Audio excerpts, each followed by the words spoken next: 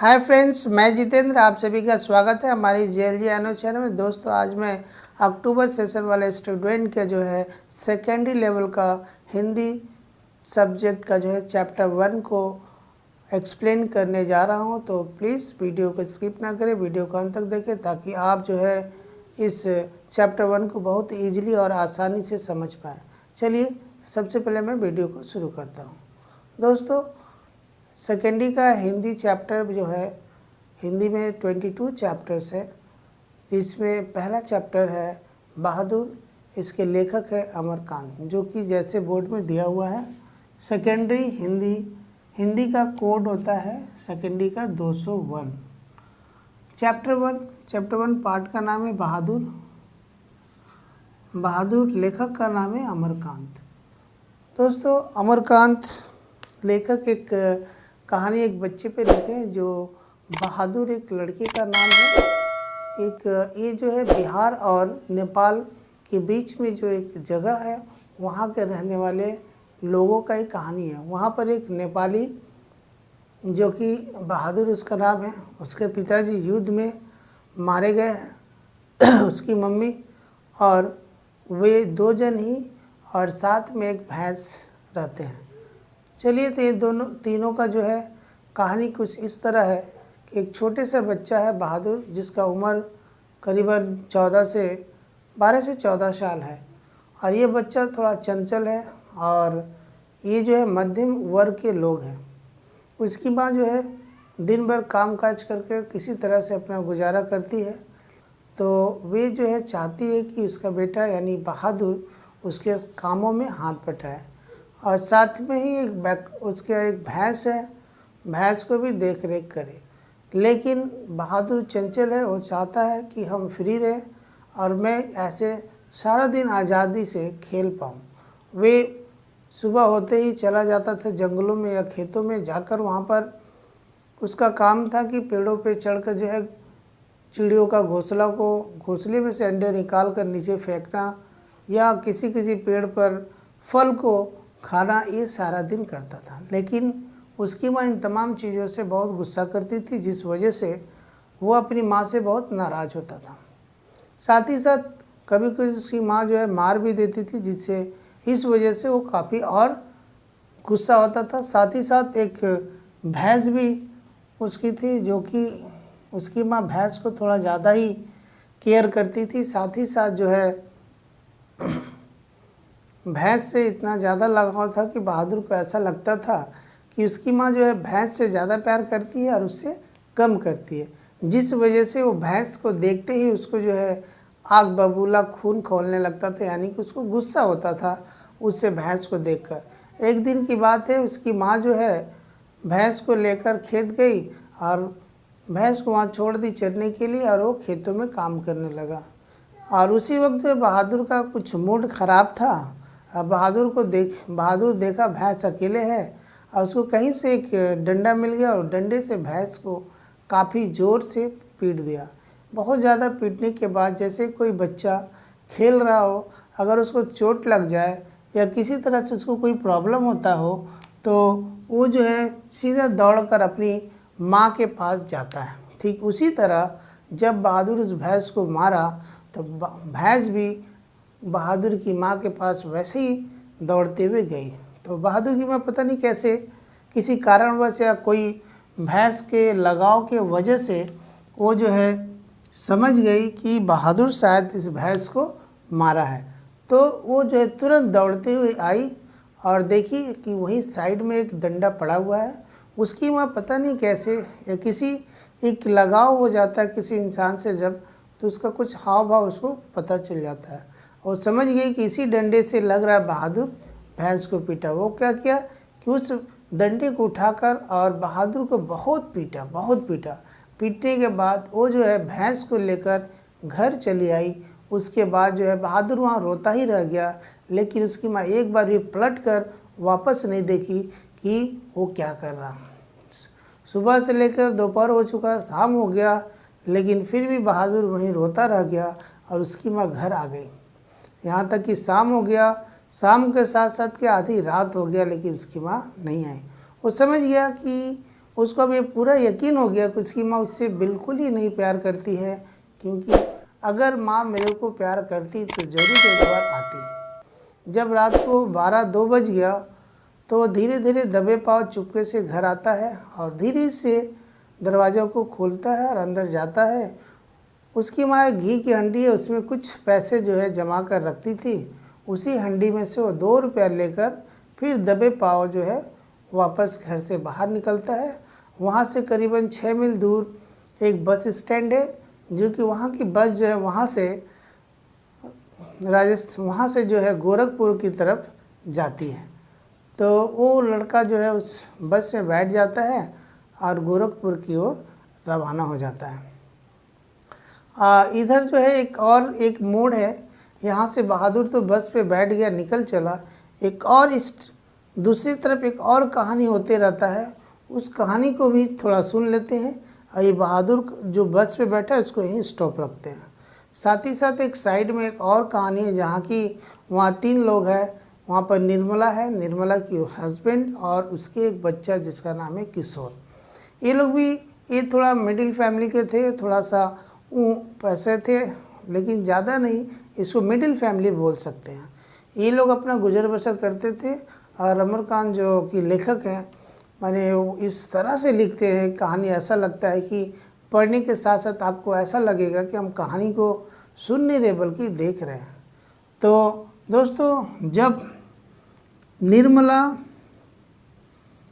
निर्मला और उसका बेटा जो है किशोर नाम है, किशोर, और उसके पापा, किशोर के पापा,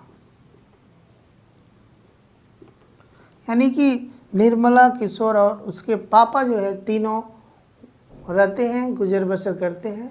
निर्मला के हस्बैंड यानी कि किशोर के पापा की बहन के घर में कोई ओकेशन पड़ा और वहाँ पर जाकर देखी उसकी वाइफ यानी कि निर्मला। और किशोर के पापा यानी कि किशोर की जो बुआ थी वो थोड़ा सा पैसे वाली थी, काफ़ी अमीर थी। जब उसके घर में गई, किसी का कुछ पड़ा था, तब यहाँ पर किशोर की मम्मी यानी कि निर्मला देखती है कि वहाँ तो जो है चारों तरफ नौकर ही नौकर लगे हैं और उसकी बुआ तो चुपचाप चारपाई पे बैठ के चारपाई तोड़ रही है, चुपचाप खाली अपना आराम कर रही है। अब ये चीज़ देखकर निर्मला के मन में भी यह आकांक्षा उठ गया कि काश मेरे घर भी नौकर होते। और वहाँ से प्रोग्राम खत्म हुआ, लोग घर आई, लेकिन घर आने से साथ साथ एक बीमारी भी आ गई। वो बीमारी है कि काश मेरे घर भी नौकर होता।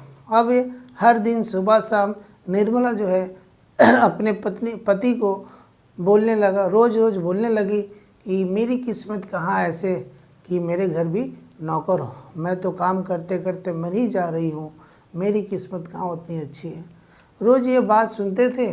ये सारी बात जो है किशोर के पापा जाकर किशोर के मामा को बोल देते हैं, यानी साले साहब को, कि ऐसे ऐसे बातें सारे माजरा बता देते हैं। साले साहब के भी अंदर हो गया कि काश कोई मिल जाता छोटा मोटा नौकर तो हम अपनी बहन के घर भेज देते।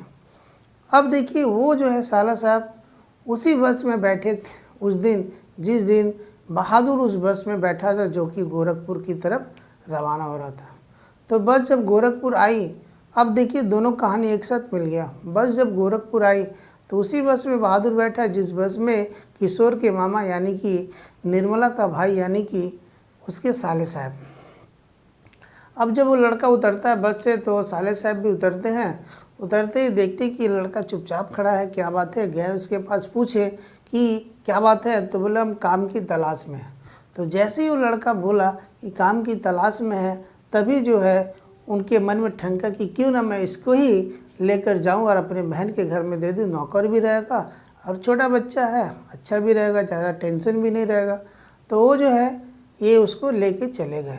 अब निर्मला के घर में जैसे गए, निर्मला के घर में जैसे पहुँचे बच्चे को लेकर, वहाँ के आसपास के मोहल्ले के लोग भी जो है आ गए उसको देखने के लिए, क्योंकि ये नेपाली था, थोड़ा कद से छोटा, नाक जो है चपटा और रंग जो है सफ़ेद, आँख छोटा छोटा था और उसकी बात में जो है हिंदी और नेपाली मिक्स होकर बोलता था, जो कि लोगों को बहुत ही अत्यधिक सुहावना लगता था। तो लोग आकर उससे अटखेलियाँ खेलते थे, एक एक पहेलियाँ करते थे और एक एक चीज़ों का नाम पूछते थे कि अच्छा बताओ इसको नेपाली में कैसे बोलते हैं, अच्छा खानों को नेपाली में क्या बोलते हैं, अच्छा हाँ को क्या बोलते हैं नेपाली में।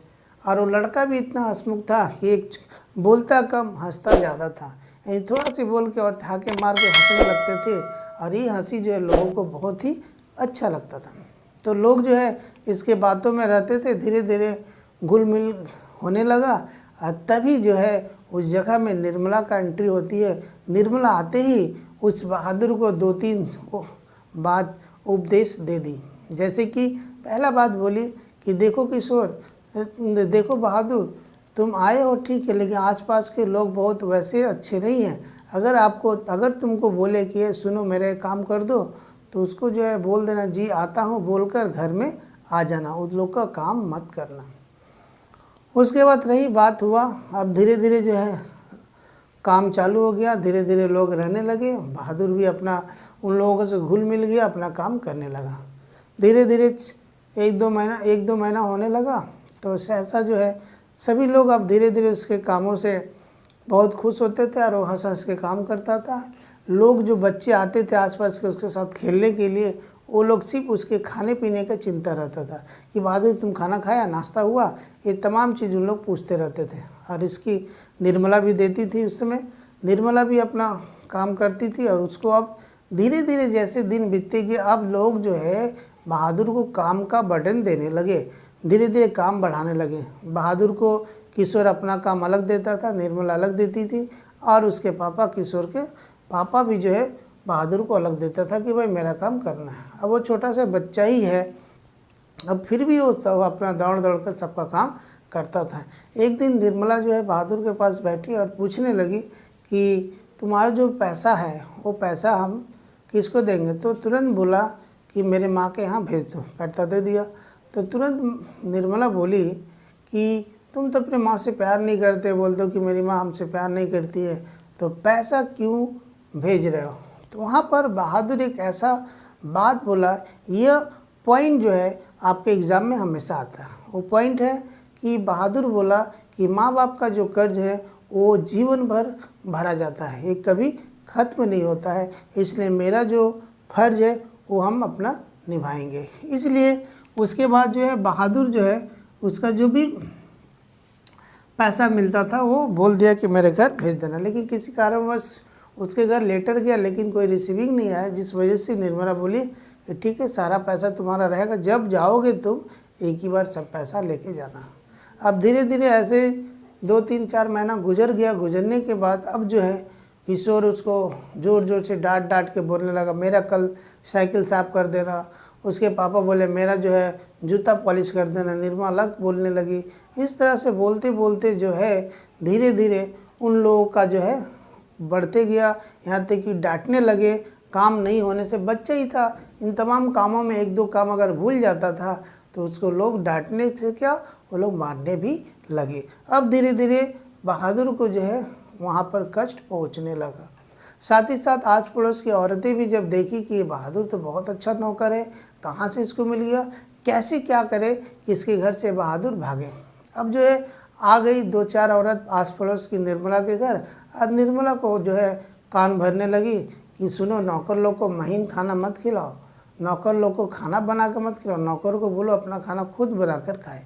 यानी कि वो बोल दी कि निर्मला को तुम अपना सब परिवार का रोटी बनाकर बस उसके हिस्से का रोटी छोड़ देना कि बोला लो तुम बनाओ। एक दिन निर्मला इन तमाम बातों को सुनने के बाद जो है निर्मला जो है बहादुर को बुलाई और बोली कि लो तुम अपना रोटी खुद बनाओ।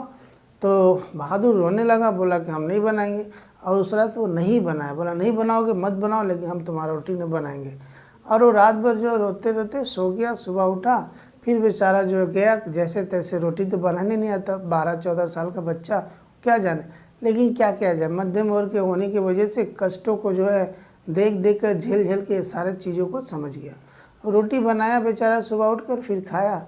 फिर ये भी सिलसिला चालू हो गया कि अब रोज़ हर दिन अब उसको रोटी अपना बनाना पड़ता था। लेकिन कभी कभी कोई काम छूट जाता तो उसको पीट देते थे, या किशोर या उसके पापा या कभी निर्मला।